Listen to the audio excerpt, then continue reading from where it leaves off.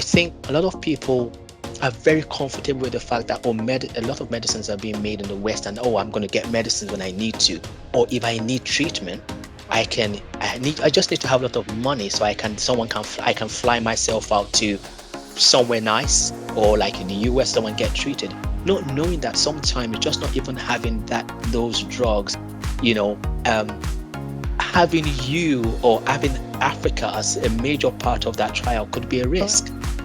So it's things like that.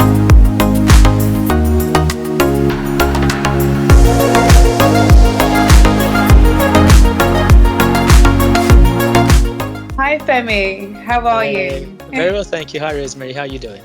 I'm great, thank you. So lovely to Fantastic. be speaking to you today. I'm really, really excited to get to know you better and Yeah. to learn more about this important book, this very important book that I've read actually a couple times myself. I've shared with a lot of my colleagues. So I'm very, very excited to have you with me today. Thank you so much for your time. And yeah, very, very excited to have you. Thank you so much. The pleasure is all mine, really. I think as I've been thinking about this, I mean, once I got contacted by you and about the questions you were asking about the book, I was quite excited. So thanks really for doing this. This really great stuff. Thank you. Absolutely, Yeah. absolutely. I think we should do like the formalities first. So Yeah. just so that everyone knows, Okay. although Femi and I have the same surname, we're actually not related. Indeed. And the um, first time I've met someone with my surname that we're not same, related. So, so that's really interesting same. as well. Yes. Yes. And Yeah. I luckily came across your book during some research I was doing online on Sure. social media, and that's why I just reached out to you. I just had to talk to you because there were so many synergies in what we are trying to accomplish as a company. We'll talk about that a lot more in a lot more detail, but it was just so exciting to come across you and your book and all that thing. So I'm really, really excited to be talking to you today. Thank you. Thanks, Rosemary. Thanks. Great, great. So what would be good is for us to start by just getting to know you a lot more better. We know you are the author of your new book, Modifying Healthcare Triage: Africa's Response to the Global Health Challenges. But who's the man behind the book? Would you be happy to give us a little bit of details about you and your background? Absolutely. Thank you. Yes. So I guess the first thing, my name is Olufemi Lakeru. So yes. So in terms of background, just sort of to be brief, I had my first degree in pharmaceutical sciences. So that was sort of my first degree at University of Greenwich. After that, I actually went to the industry and kind of worked there for a while. And then as after that, I kind of went back actually to uni and went to do my master's in industrial pharmaceutical studies. And of course, that was part time, so I was still working in the industry while I was doing that. And if you're familiar within the GMP environment, what they call referred to as a qualified person, so QP. So the master's was kind of a partial fulfillment of that. So Jan, just so that you're aware that the responsibility or the requirement of the QP is an EU GMP requirement and for good manufacturing practice, and basically requires that manufacturers or importers or manufacturer importers of medicinal products need to have a qualified person or what we call a QP, at least one named on the license who will be responsible for release of medicinal products. So I guess after my master's, a few years later, you kind of it's quite an intense process to become a QP, but thankfully I kind of went through that in 2012 and became a QP in 2012. So since then, I've roughly had about 10 years or so experience as a QP, so being named on licenses and being involved in release of medicinal products. So I guess in terms of my background, I have some background back in Africa as well, but as a young kid growing up, so going into healthcare was a great thing because you're able to compare those things and try to understand what our challenges are across Africa, for instance, and then comparing that to knowledge of being within the healthcare industry within obviously the UK, for instance, or across the EU. So yeah, that's kind of a in a nutshell my background, if that helps. It does, absolutely. Good. Thank you. Yeah. Very interesting background that Mm. you have, and the fact Good. that there was some link there already in Africa. So, my next question is, what inspired you to then write the book? Was it something that you experienced as part of your professional life or personal Mhm. life? Where Yeah. did the inspiration come from? Yes, thank you. So, so in terms of inspiration, I think the first thing I'll say is I'm quite passionate about healthcare in general. And I'll not refer to myself as someone who is, freak in terms of what I do in terms of health, but I guess in general, partly because I'm in the healthcare industry, I'm quite passionate about health in general. And what I mean by that is, every time I hear about an illness or every time I'm hearing about diseases, I'm quite concerned. I'm constantly thinking about what can we do better? How can we reduce this and stuff like that? So that's the first thing. But then the second thing directly linked to it is the fact that I'm quite passionate about the potential of Africa. And maybe partly to do with the fact that obviously I was born in the UK. I'm not sure if you're aware from the book. I was born in the Yeah. UK. But when I was about 3 years old, I went back to Africa and then spent the next sort of 15 years there. So obviously, I kind of my early ages or primary years was spent in Nigeria specifically. And I think because of that, because of the few things I know, I'm quite passionate about Africa's potential in general. And so those two things I'll regard those as the first thing that inspired the book. But I think secondly is now to do with kind of what I'm into and drug product manufacture and just the understanding I've been able to get over the years in terms of the time I've spent in the industry. So I was earlier talking about being a QP. One of the things I'm very proud of in terms of the EU, for instance, or within the UK around drug manufacture is how much effort goes into kind of quality and safety of medicines. And I think, I'm very proud of that. I can always say that in terms of the industry and all the companies I've worked for, that's always at the top of their agenda. And that said, something that's quite important to know about is it's always been, I'm not sure how much of this gets across to people in general, but in terms of all the effort making sure that drug products are safe and efficient and stuff like that, it's also important that medicines are released with regards to what we refer to as the health to benefit or the risk to benefit ratio, meaning that most times a drug will be approved by a regulator based on the fact that the benefit of the medicine it outweighs the risk. But the point to bear in mind is there's also a risk. But I think sometimes we forget that part and we concentrate on the fact, especially, and I have to say this, that it's especially so again in Africa, where we just hear medicine and they see it as is always very good for you.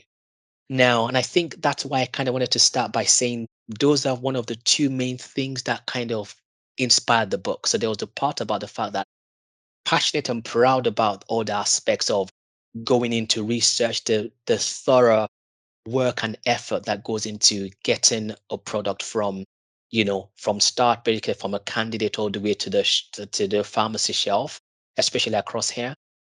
But that said, as well, the importance of knowing that medicines also have side effects. So you kind of have to be careful on how they're used and they must be prescribed properly. Now, that's done very well in this part of the world.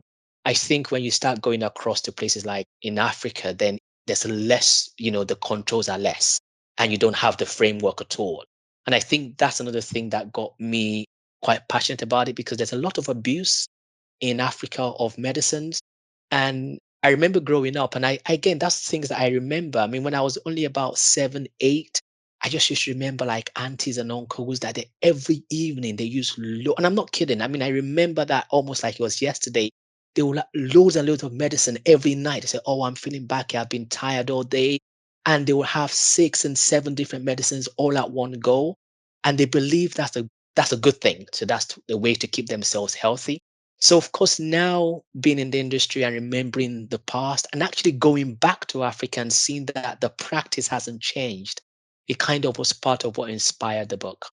Yeah, no, that's Yeah, amazing. yeah. And I can definitely relate. Mm. I went back to Africa back in 2021. Oh, good. And Yeah, yeah. yeah, yeah, went Oh, there, good. on holiday. And as professionals, you always have your work hat on, no Oh, matter yes, of what. course you do. Yeah.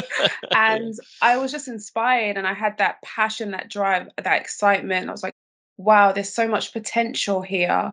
There's so much needs here. And obviously I also compared to like the disparities that I saw as well Correct. in the healthcare Absolutely. system and just different things. And it just got me and my thoughts boiling. I was like, we need to do something. We We need need to to do do something over something. here. So I can Yes, definitely relate to that, that passion, that drive, indeed. definitely.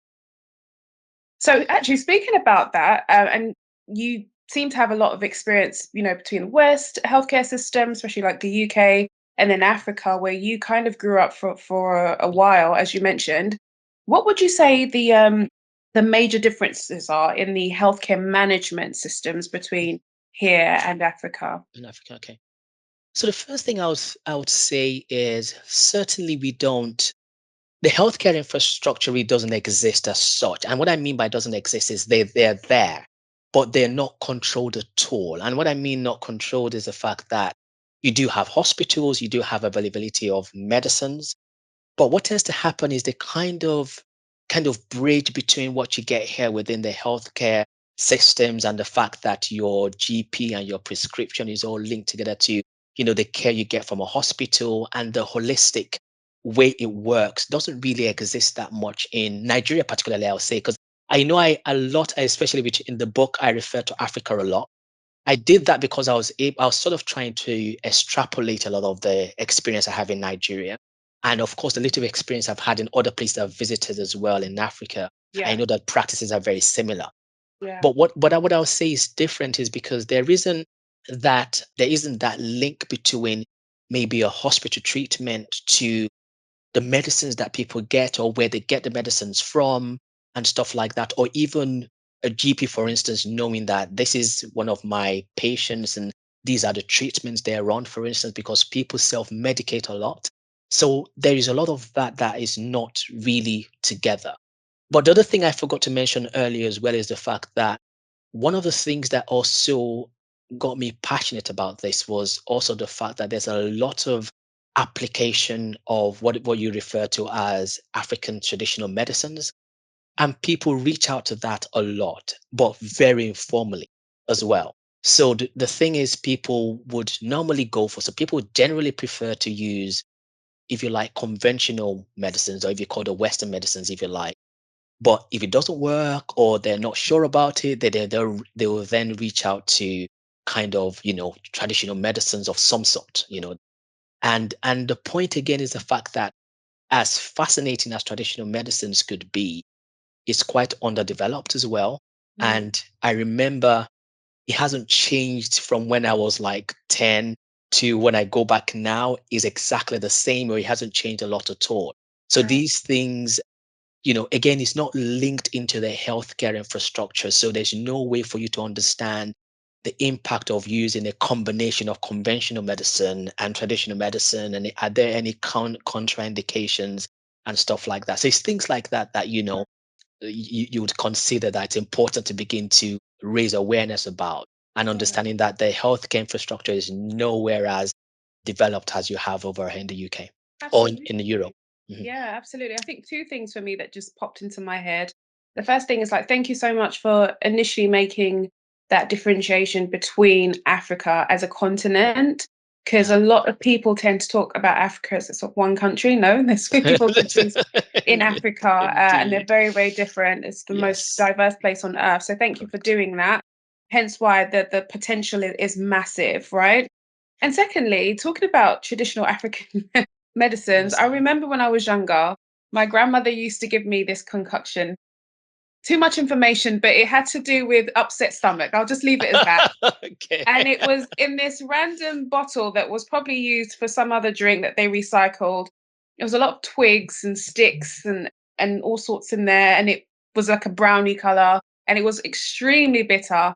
And I can't remember the name of it. And my background is Nigeria, and I can't remember the name of it. I would taste it, and it was just so unbearable, but I was okay afterwards. I haven't had that since I was young, and they would actually bring it over from Africa, from Nigeria to the UK, and they would have stashes at home and use it for upset stomach, and it actually did work. Haven't used it in a long time, so that also having that experience and just that memory, I also started thinking about all these things that they used to give, me and my siblings when we were younger. What happened to them? How come they're not even more available? Because they actually did work. And that kind of like segues me into my next questions. In the book, you eloquently write about the use of traditional medicinal plants, actually, or better called African traditional Traditional medicine. medicine. Yeah. Tell us more about African traditional medicine. Like, how deep does this go, and where is it in today's world? Yeah, no, it's very good questions. Thank you. I'm smiling because I think I'm so pleased you have the same experience around, using some kind of decoction, stuff like that. Because I think we all had that. And I think my experience was actually very similar, but I'm smiling as well because my kids actually had the same as yours as well in Okay. terms of what they've used. But I guess my point is, because I went back, I actually had the same thing, but it was probably more direct. So my grandma would say, "Oh, you've had too many sweets, and so you need to use this decoction." The same thing, Yeah. you have an old bottle of some twigs and stuff in it, and and they're very bitter and stuff like that, and you Yeah. have them, but they tend to work. But you never really, you never really ask the question about what's in it and how does it work. And I guess at the time when you're quite new to it or you're a kid, you just use it because your parents said use it and you don't ask Yeah. any further questions. And I was also smiling because when my kids were a little younger as well, my parents or my mother-in-law would come over from Nigeria to visit and will bring the same thing and Yeah. said, "Oh, your kids have had too many sweets, and so you have this," and my kids call it nasty. Yeah. Uh, but It's it's a good but name. again, yes, but again, they have to have, they had to have it. But two things comes to mind. That the first thing is that most of us have had the experience. We have, if you think about it, and that's your background as well, we've actually done some level, very low level of clinical trials that Yeah. we just haven't taken any data from, because Yeah. each and every one of us has had that. So that's the first thing you'll bear in mind. But I think that links right back to the question you asked around African traditional medicine. And some of what I'm going to say now is my experience, and the first thing I'll say is it's still used extensively, but it's as I said before, sadly, is underdeveloped a lot. So people has kind of left it as that thing where, all right, last resort thing, and of course, if your grandparents say, "Oh, you need to use this," they'll use it. But we almost took away from it the science. And I think part of what we really need to do is to bring the science back into it and ask the questions that we should be asking, to say, hold on, what's really in this? How does it work? What data can we get from it? So I normally say that African traditional medicine is sort of in, maybe mainly, in my opinion, three parts. There's the standard one where you tend to have basic things for most of those who practice it. And when I say practice it, I think a very good percentage do. I know probably a bit more of those in the affluent areas. I was going to say they don't, but they do, because in fact, just going back to Nigeria now, most of those in the affluent areas are beginning to understand the importance.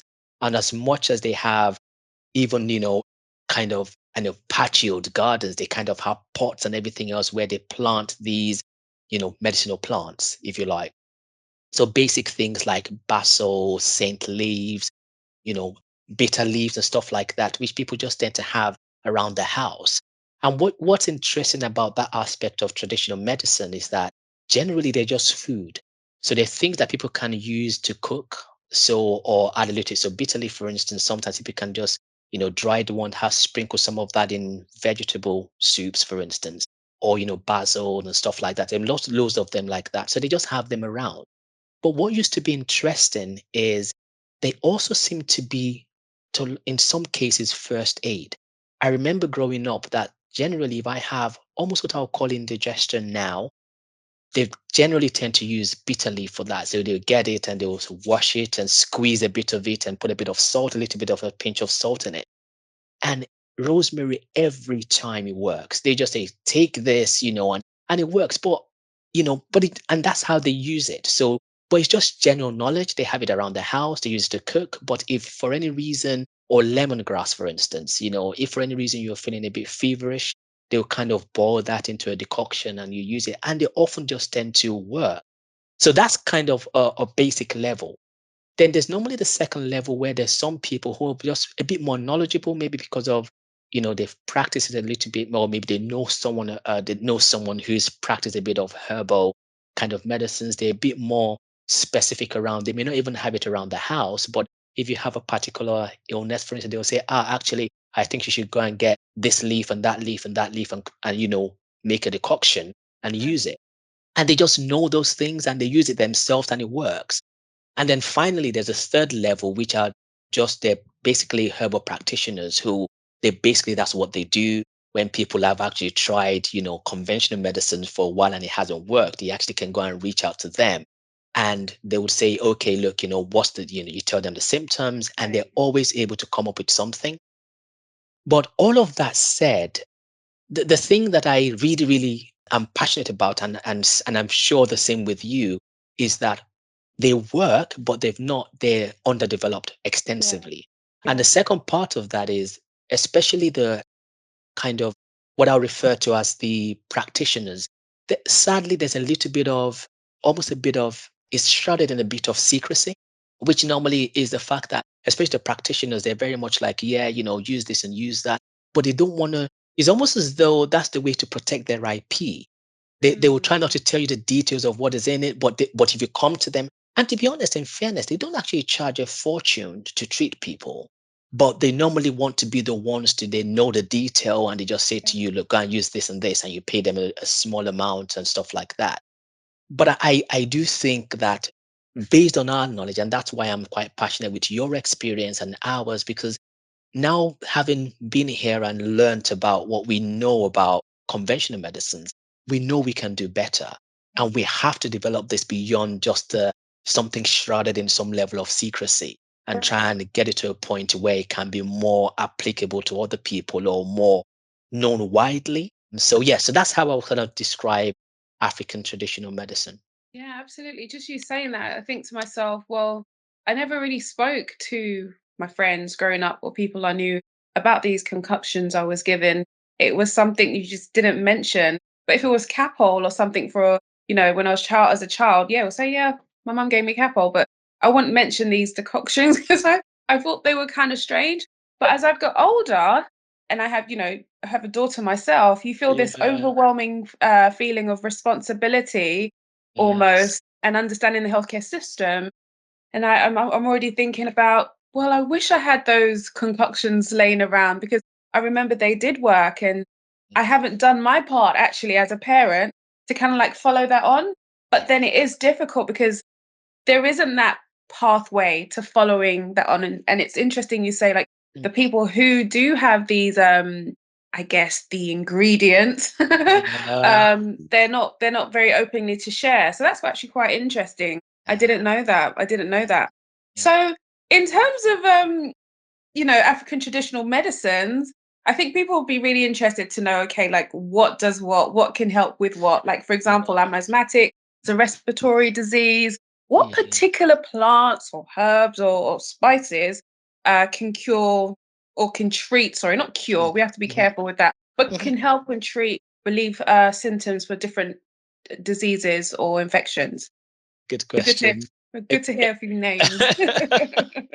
You know, it's a very good question, and I think in answering that question, I think we kind of have to be come back to some of the challenges we have.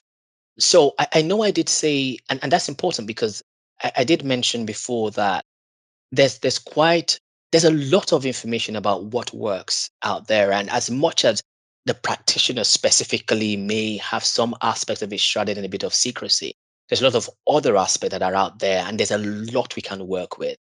One of the things I have to say for starters is, and just to clarify that treatment and cure thing, is the fact that as based on all the research I've done and part of writing the book as well, one thing I kind of have to say is a lot of it is got to do with the way a lot of the kind of natural and these medicinal plants kind of generally help the body to heal itself. And it's so important to say that because a lot of times there is, especially because now we don't have data, so clinical data enough to say this is how this cures or treats. But what we know very well is that most times when you use these decoctions, there's somehow a way it works it works quite well in synergy with your body to help it to Right. heal itself. But what I'm always also very careful about is because we've not got enough detail around how this works. It's when you kind of throw out a few names around what could work for certain things, you kind of have to do that with the proviso that look, it does work, but the detail is it's not really well written at the moment. And that's, in fact, that's part of why I've done this, part of why we're doing this, to kind of get to a better place where we can be very specific. So for instance, asthma is a very good one, as you mentioned. So I know they talk about the specifically the stem and the root of lemongrass, for instance, is one thing which I've read in research, and a book that's written by a guy called Tolu Odubemi is his name. Is a professor I actually studied over here, and I think he's the vice chancellor of, he's quite elderly man now, but he studied here in University of Lagos. And some of the book that I refer to talks about how those are used to kind of help to here to kind of, if you like, treat kind of asthma. So there is that. There's also bitter cola as well, which Oh again, yeah, a combination of that, yes, and had that that. yeah, and the leaves. But again, you know, they've used that a lot, and there are quite a few of them, and I think I mentioned a few in the book as well. But again, the importance of these things is to say that yes, they do, and I know that they've got some kind of, if you like, primary or initial data that suggests it works, but the details of how it is, how you use them, is not well kind of, thrashed out properly at the moment. But those are some of the things that I know. Again, similar thing to malaria. There are a lot of other stuff like that to do with kind of stems and stuff like that, or bitter leaves that could be used for similar thing. But again, to my point, those I know they've used them for those, but we need to kind of work a bit more in getting more data on specifics and how you can use it and what the doses are, to be able to be more, for us to be more confident in prescribing them. Yeah, no, absolutely. Absolutely. I think that's definitely where we need to start in terms of driving data. I'm big on data. And I Mm. think from there, there's going to be some major discoveries actually that Oh, yeah, probably are absolutely. unknown now. Absolutely, yeah. Speaking about the data and really putting effort into research, this leads me to my next question. So, I mean, the pharma industry globally Mm. is worth an estimated $1 trillion in that That's was in yeah. 2022. 2022, yeah. Yeah. However, there's still little to no investment into research into Africa, Hmm. especially unique diseases that's unique to Africa. 2% of clinical trials are conducted there. Why do you think this is, Femi? Interesting question. First and foremost, I think the first thing I always say about this is, when I was sort of, and you again, you'd have seen this probably in the second chapter of the book, where I talked around the fact that just being able to bring a product from discovery all the way to the market, it cost around 2.7 billion roundabout, and it could take anything between 10 and 15 Right. years to get there. Now, as you're well aware, one of the major things about around this is around investors and investment.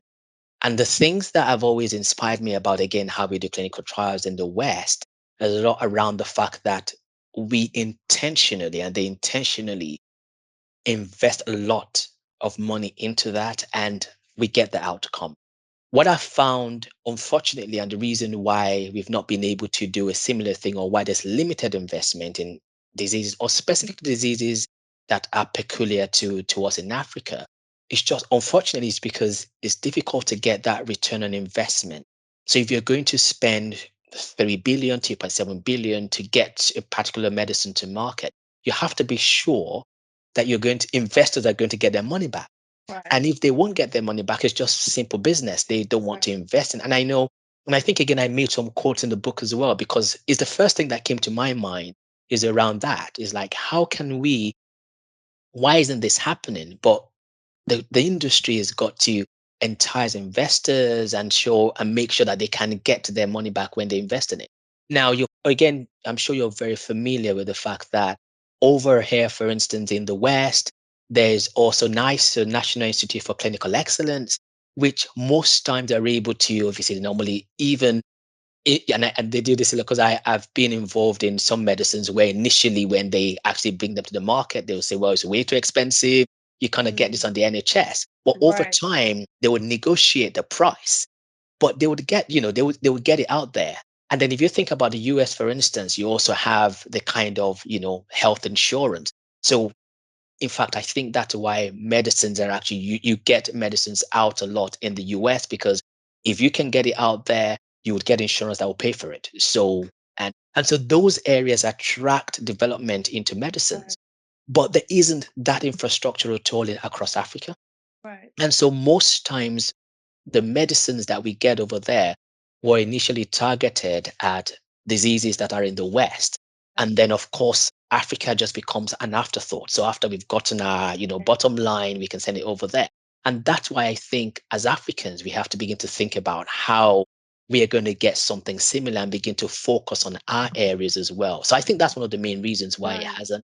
We also have one advantage I want to mention as well is because, and it's partly to do with what we mentioned just before this, and it's the fact that within EU regulations, there are specifics around when you have medicines which are related to herbal medicinal products, and there's history of using them over decades and stuff like that. You actually can skip at least phase 1 trials or early clinical toxicological data and stuff like that purely because there is history, there's historic data that people have used this either for food or over decades that we know that they're Right. not toxic, or we know that we have data to say that they're safe to use. So it means that when you want to start getting further data, you can get them to market earlier than you Right. would typically when you're synthesizing medicines, where you kind of have to go through a lot of preclinical and data and stuff like that. So I think Africa has, because of the biodiversity as well and the plants that are available in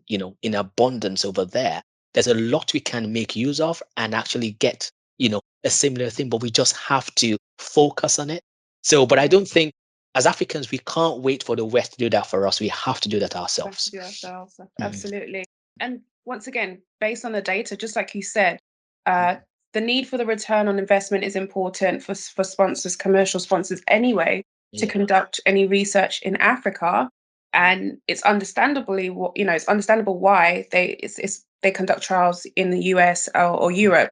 mhm. But in the book, you mention that 80% of drugs in Nigeria, particularly, is imported. They're imported. 80%. Do you know what? Well, there's a need. There's a market, right? Yes, In yes. Nigeria alone. Wow. And it just once again doesn't negate away from the need. There is a need. There's a market there. Nigeria alone, how many? I think 200 million people in 200 Nigeria, am I million. right? That's absolutely That's a right. lot of people. Absolutely right. Yes. That's a lot of people. Yes. And I think Africa in general Yeah. has the highest percentage of, well, the youngest population on earth. The Yes. majority of Africans are Correct. actually young people under the age of Correct. 25. So there is a market. Yes. So Absolutely. why is there such, let's talk about Nigeria for a quick Yeah. second, Yeah. and probably other countries that are similar. Yeah. Why is there such an over reliance on imported, sorry, drugs compared to other parts of the world? Yeah. So, and I think you made a very good point, and those stats are actually right. So there are two parts I see. One, Mhm. there's definitely a market. And in fact, even Nigeria alone, I have friends who are actually into, so got wholesale dealers license and distribute medicinal products across. And you'd be surprised to hear about how much goes into, gets exported to places like Right. Africa. Now, but the thing we have to continue to bear in mind is there is a market, but what I tend to find is that the market generally is it's just the way it's set up is interesting. So for starters, one thing I think, and I again mentioned in the book, there's a lot about Africans actually being involved in clinical trials specifically. Because at the moment when we do trials, a lot about medicine. So for starters, I mentioned before that a lot of the diseases are focused on diseases that are over here are kind of in the West, if you like. And I'm saying the West, a combination of Europe and US and stuff like that. But we also make up a very small percentage of those involved in clinical trials, which means that statistically, the data you're going to be getting, or even if Africans react differently to the use of those medicines, they are on the edges or the fringes of the data that it would not be significant to change anything to the data. And to me, that's very important because even if, unless you specifically focus and try to target African market and get Africans in the clinical trial cohort specifically, you would be developing medicines that haven't actually had Africans as being a significant part of the cohort of those Right. participating in trial. So that's a big thing. because ultimately you want to make sure that when you say this works, it really works for those you're targeting. So there is that issue. But I also think back to the issue about return on investment is there is a market, but because there's always the fact that assurance of getting that return on investment is huge when it comes to the West. And I normally say that again, US and Europe, they kind of focus on that a lot. And then ultimately just say the rest of the money we're going to make, we'll make those on the edges with Africa and so on. And I know this because a lot of the bigger farmers used to have, they still up to now have, they use a lot of those young scientists because a lot of those people study and do all the science subjects over there. But sadly, not a lot of them get jobs related to that, but a lot of them go into sales repping. So they Right. become sales rep, and so they distribute those across Africa or say Nigeria, for instance, very well. And people would buy them. The truth is people would get them and stuff like that. But the point is that they haven't targeted them as a patient to use those medicines, which in some cases could be a bit of a challenge, or that's something we really have to pay attention to. Absolutely. Mm, And talking about the market, mm, unfortunately, due mm, to many African countries adopting more of a Western lifestyle, especially in terms of diet, there is a huge, or there has been a huge increase of non-communicable diseases, various cancers, especially yes. breast cancer, all over the Mhm, continent, diabetes, cardiovascular disease, you name it. And yeah, it's just scary, a scary thought to think that, well, majority, if not all, of the drugs that have been developed for the future, for people, have not considered many, or if any, mhm, Africans mhm, as part of the clinical trials or the testing to mhm, make sure it's safe, and you know and all mhm, that. So in saying that, it's all well and good to ask the West, or to try and drive, investment and interest mhm. from the West. But what does Africa need to do for itself? Do you agree that a mind shift is needed globally, or is it an Africa's job to do it itself? Good question. So again, so just to clarify, so when you refer to a mind shift globally, so what are you referring to there specifically? Are you meaning that change across Yes, global or global mhm, change across the world, from people like ourselves who work in the West, who've got all the experience driving that change, mhm, building that awareness, and then driving investment to Africa, to all those amazing professors and investigators that I get to talk to and have relationships daily, who right, are ready, who are mhm, able to conduct research? Or is it a thing that Africa needs to, do something on its own? It's not necessarily just, support from outside. What does Africa, or can Africa do anything right, itself to drive change? sure, change, yeah, Yeah. no, no, it's a Yeah. very good point. So and thanks for putting that, clarifying that. So the way I see it, right, is to a large extent, I do think that I want to refer to Africa doing a lot itself, but I kind of want to expand the scope of what I mean by Africa. So, and again, this is something that you notice I refer to in the book quite a lot. So I kind of want to include the likes of, in fact, I think it's critical to include the likes of you and me and a lot of all those of African origin that have got extensive experience, various, within their discipline across who are scattered across the world because I think they're so key in really driving that change.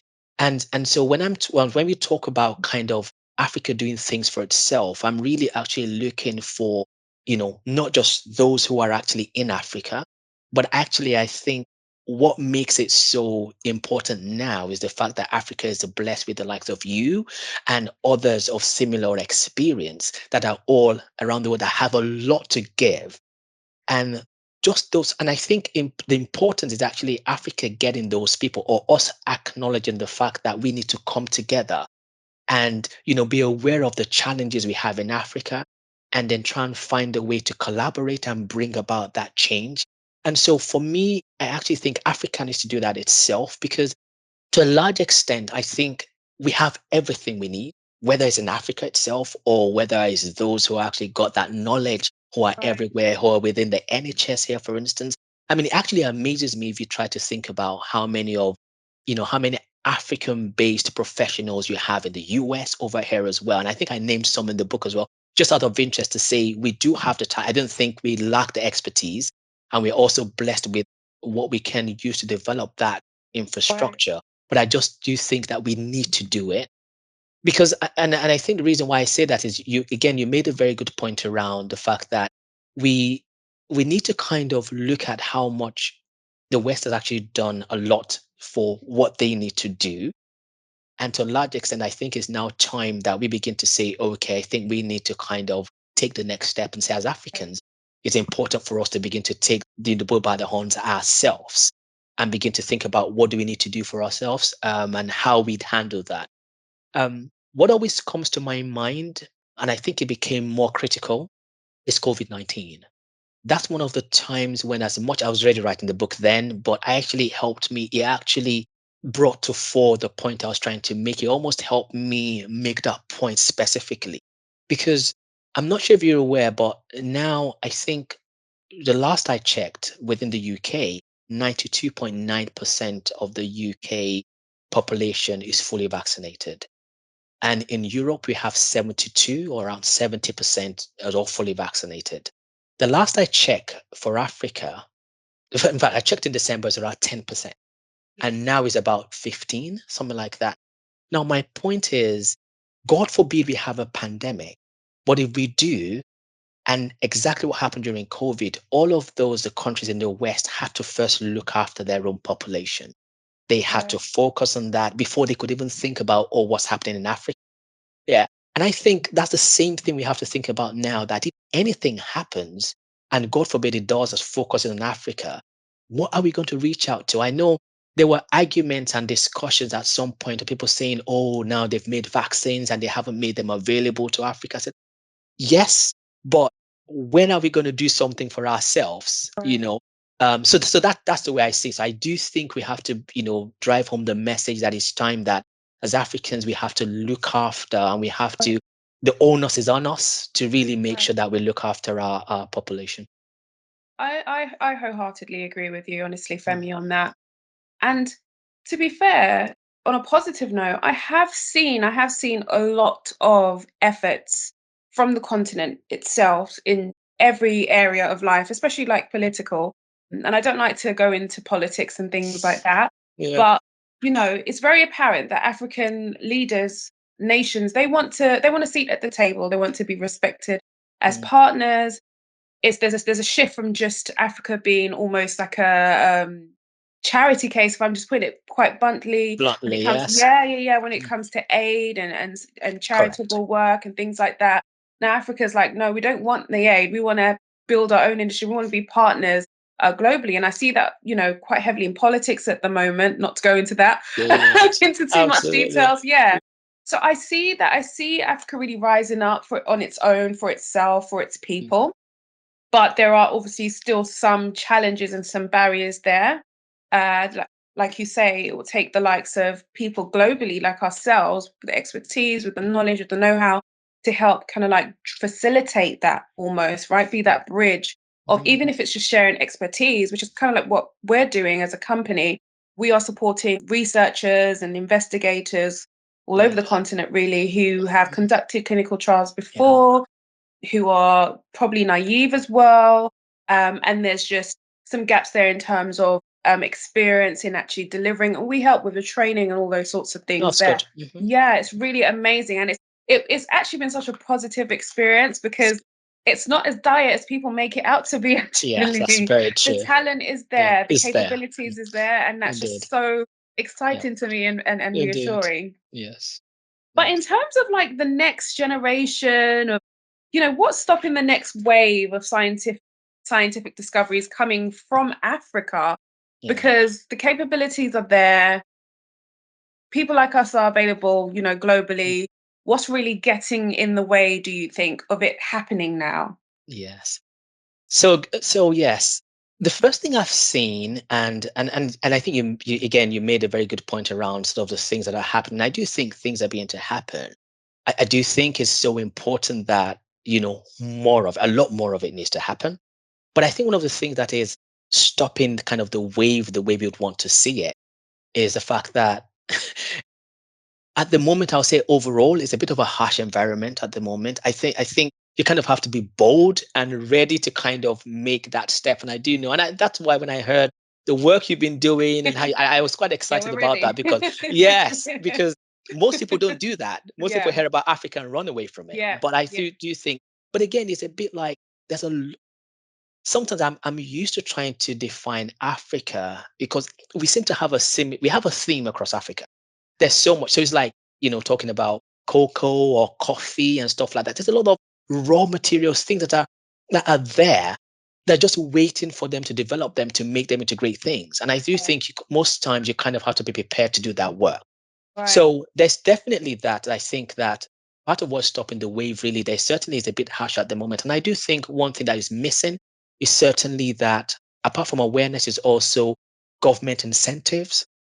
So I certainly think that there has to be more government incentives around, supporting maybe academic institutions to kind of collaborate with kind of investors, or what are we doing to attract more investors in Africa to come over there and help? Because as we've spoken about, it's very expensive to think about, what's going to cost to do clinical trials, to right, kind of get medicines to market. But the money is also there. We just need people to people be almost, there's a need for you to kind of attract people in terms of incentives and support and, kind of entice them to kind of invest knowing that yes, one, we're going to get medicines out of it, but ultimately I'm sure I'll get my investment back. At the moment those things are not there enough to right, kind of attract people to going in there. And there's people at the moment also quite, they get quite worried about not knowing enough about how to handle things across right, Africa as well. So there's all of that that needs to go on, but again, I think they're happening. It just needs to happen a lot more, and certainly I do think that's why it's important that information like this gets out there so that we can begin to kind of entice more people and try to, if you like, to try to engage, you know, engage lawmakers, engage kind of regulators across right. Africa as well into things like this. So, Right, absolutely. mm, You're so mm, right. mm. It's almost the fear of the unknown. There are commercially sponsored clinical trials or research conducted across Africa as it stands. uh, Majority, about 90% are in South Africa. South Africa are yes, the leaders at the moment, and then a few jotted across North Africa, and then just good. really, really sparsely around. Yeah, so it is happening, but it's still really, really slow. And it shouldn't be this way. We're in 2023. It shouldn't be like this. We all know the issues, but it's like you say, it's the fear of the unknown and not understanding really strongly what you're getting yourselves into. And that's where we try to like really place ourselves, being that trusted partner, that knowledgeable partner, you know, Good. grassroots, so Mm. to yeah, sort of thing. So then this is like more of a, like what next? What do you think is next for Africa? Where do we really go from here, Femi? Yeah, it's a good That's the question. question. So, no, I think what gets me excited. I mean, I know I know some would regard me as an optimist, and in fact, I not regard me. I know I I am. am. I am, and that's the way I see things. So I'm always quite excited and looking for way to move forward, positive things we can do. And I think again, the fact that we're having this conversation is a great thing. And like I said, when I saw your profile, read about Acon, I was quite excited because I actually didn't realize a lot of that is out there. So I think it's Yeah, good to know that's happening. What we certainly need to do, in my opinion, one of the first things is just raising awareness. Personally, I do think there isn't enough awareness of how much we need to do. And I think we almost need to shout this out. We have to be as loud as we can and get attention as much as possible around. We need to do more. So, like you said, I was involved. I think some of the companies I worked for actually traveled to Cape Town twice as part of doing clinical trials over there. So I know it's happening in South right, Africa, but I know it's dotted across the rest of Africa. But my point being that I think understanding why is important. Because personally, I think a lot of people are very comfortable with the fact that a lot of medicines are being made in the West, and I'm going to get medicines when I need to, or if I need treatment, right, I just need to have a lot of money so I can fly myself out to somewhere nice or like in the US, someone get treated. Not knowing that sometimes just not even having those drugs you know, um, having you or having Africa as a major part of that trial could be a Right. risk. So it's things like that. But I think initially the next step really is making sure that we, as much as possible, try and raise awareness of the need for this. Secondly, I do think that scientists across, Africa and rest of the world, especially African scientists across. And I say that because certainly we have vested interest. So I do think we need to really come together and collaborate. And again, once again, I keep going in about Acon because I think what you're doing and what you've done is fantastic. Even the speed at which you've kind of engaged with this is really inspiring, honestly. And I think the point there again being that we all need to come together and collaborate with a unified kind of goal and mission of saying, look, we need to develop that infrastructure, Right. and then raise awareness. I think the moment we raise awareness, I'm very confident that there's enough people who would invest. I'm sure Right. there's enough people, enough government lawmakers who would listen, in Right. terms of, look, this is what we need to do. These are the things that need to be done. I know a lot of regulators across Africa will be happy to kind of, engage with us as long as we come together Right. united to say, this is what the issues are, but this is where we need to go. So I Right. think the moment we get there, I'm almost certain that by God's grace, we are able to get that investment, that, those expertise. And we know the expertise exists, but it's just making sure people know about it first and understand why it's important. And then the next step will be easier for us to kind of begin to look at what we need to do to kind of, Right. begin to develop that, yeah, develop that healthcare infrastructure, that, development in African, medicines, or I guess I would say medicines that are developed, in Africa or through Africans and stuff like that, to kind of focus Oh, more on things that affect us. Yeah. absolutely. Thank you. Mhm. That's a fantastic Mm. answer. And I wondered, is there any organizations or people in the industry, outside of the industry, that's really standing out to you right now, that's Mm. driving this Yeah. campaign? No, that's Yeah? good. It's a very Yeah. good question. Again, what I've been quite happy about as well, again, around this is the more I was doing the book and doing research across it, I started to obviously come across one or two, and I knew there are others out there. And but what I always say is that we can't be too many. In the Right. short time I've been in the pharma industry, I can't tell you how many pharma industries I've worked for, and loads I've never worked for. So there's never too many of them. But some of the ones that stand out, there's one called, I think it's called Bloomberg, or Bloom Public Health. I think it's what's Okay. called Bloomberg. And again, I just came across them because maybe during COVID, there was this conversation. They were having a collaboration with Nigerian, the Nigerian kind of regulator called NAFDAC. Okay. And my point was the fact that I know they're doing a lot of work in trying to motivate scientists, get people to work on things like this, to begin to develop that area as well in development. So they're a great one. There's one called 54 Gene. Yes, Again, I've have you heard heard of of them? something. Yes, I think Yes, they're yes, fantastic. absolutely. That's Yeah. fantastic. Yeah. Yeah, and a few others like that. And they're also a collaboration of that. There's a group I heard about, in fact, which I became a part of maybe last year, called One Africa Initiative is what's called. Right. But again, they are just a group that are coming together to make sure that they bring Africans with a unified goal. And it's not just Okay. pharmaceutical, it's every It's aspect everything. where we can influence Africa. Fantastic. No, that's Mm, amazing. mm, I'm mm. very aware of some of the ones that you mentioned. And like you said, the more the merrier, right? There can never be too many Absolutely. of us.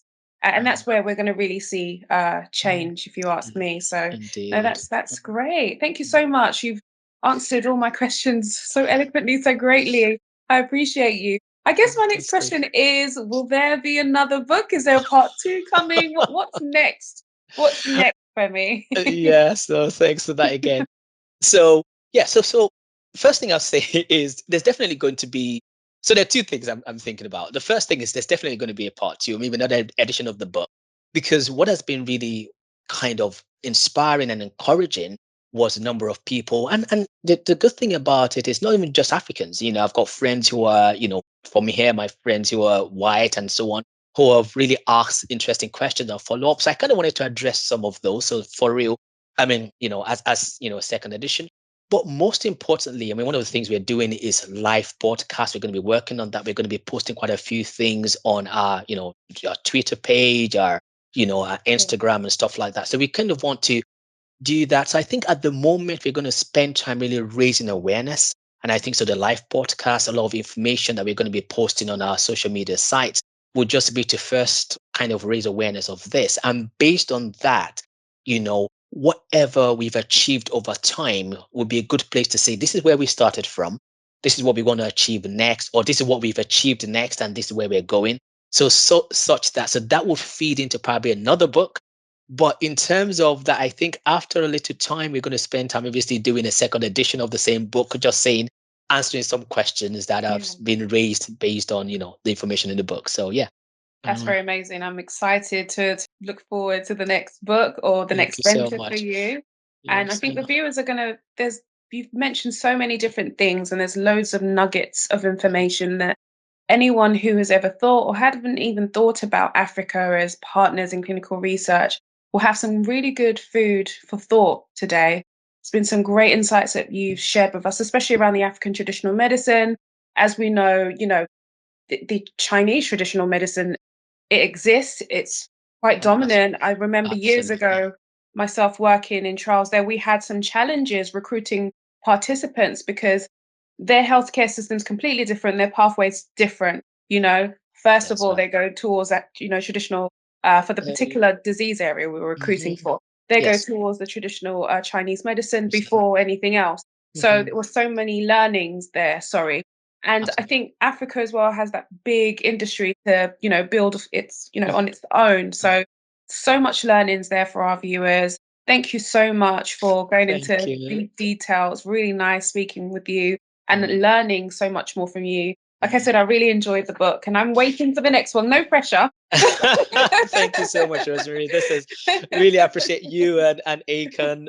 Really, it's been fantastic. I think one of the key things we want to achieve, you're the first one that kind of, jumped into that, which has really encouraged us a lot. Just the fact that we're able to get that out there, have this conversation. You raised great questions that kind of, allowed us to kind of think a bit more about what we want to do next. And so thank you for that. And certainly we're going to keep, I'm sure we're going to be working together on this. So Absolutely. thank you. Yes, yes, yeah. Absolutely Yeah, fantastic. I Thank you so appreciate it. much, Femi. Thank Thanks a lot. I you. appreciate it.